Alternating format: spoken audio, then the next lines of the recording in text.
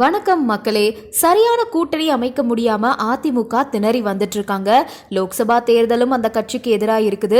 அதே மாதிரி 2026 சட்டசபை தேர்தலையும் அதிமுகவுக்கு இது எதிராக திரும்பலாம் அப்படின்னு தெரிவிச்சிருக்காங்க. 2024 லோக்சபா தேர்தலுக்காக பாஜக பாமக கூட்டணி ஒப்பந்தம் கையெழுத்தாகி இருக்குது.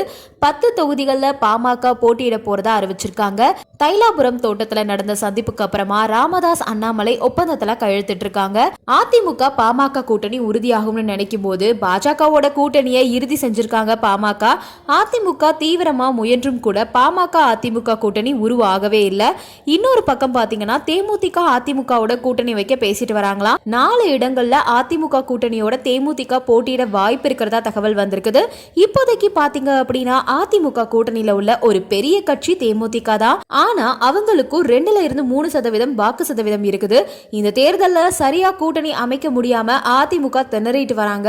பாமகவோட இந்த முடிவு கண்டிப்பா அதிமுகவுக்கு அதிர்ச்சி கொடுக்கறதா தான் இருக்கும். முக்கியமா அதிமுக வட மாவட்டங்கள்ல சில தொகுதியில 2வது இடம் கூட பிடிக்க முடியாத நிலை இது ஏற்படுத்தும். பாமக 2021 சட்டசபை தேர்தலில் வாங்கின வாக்கு சதவீதம் பாத்தீங்கன்னா 3.80%. மொத்தமா பார்த்தோம் அப்படின்னா ரொம்ப கம்மியா இருக்கலாம். ஆனா தொகுதி வாரியா இது கணிசமான வாக்குகள் தான். 23 இடங்கள்ல பாமக போட்டியிட்ட நிலையில அவங்களுக்கு 5 எம்எல்ஏக்கள் தான் கிடைச்சாங்க. அதே சமயம் 17 வேட்பாளர்கள் 2ஆம் இடம் பிடிச்சிருந்தாங்க. ஒவ்வொரு தொகுதியிலையும் வாக்கு சதவீத அடிப்படையில பார்த்தோம் அப்படின்னா பாமக அதிக அளவில் வாக்குகளை பெற்றிருந்தாங்க. பாமக இல்ல அப்படின்னா போன தேர்தலில் அதிமுக கூட்டணி 37 எம்எல்ஏக்கள் தான் பெற்றிருப்பாங்க. இப்ப பாமக பாஜகவுக்கு போயிட்டதுனால அதிமுகவுக்கு கொங்கு மண்டலம் மட்டும்தான் இருக்குது. அதுலயும் வடக்கு மாவட்டங்கள்ல 2ஆம் இடம் பிடிக்க கூட முடியாத சூழ்நிலையில திணறிட்டு வராங்க. பாமக இல்லாம லோக்சபா தேர்தல் மட்டும் இல்ல, சட்டசபை தேர்தலையும் அது அதிமுகவுக்கு பின்னடைவா மாறும். காங்கிரஸ், விசிக, சிபிஎம், சிபிஐ இந்த மாதிரி தங்கள் பக்கம் இழுக்க அதிமுக தீவிரமா முயற்சி செஞ்சு வராங்க.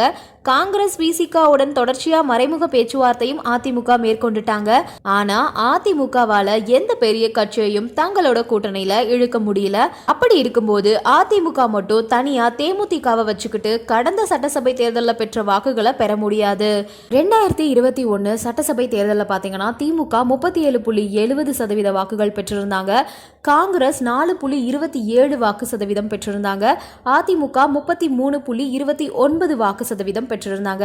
பாமக 3.80 வாக்கு சதவீதமும் பாஜக 2.62 வாக்கு சதவீதம் வாங்கியிருந்தாங்க.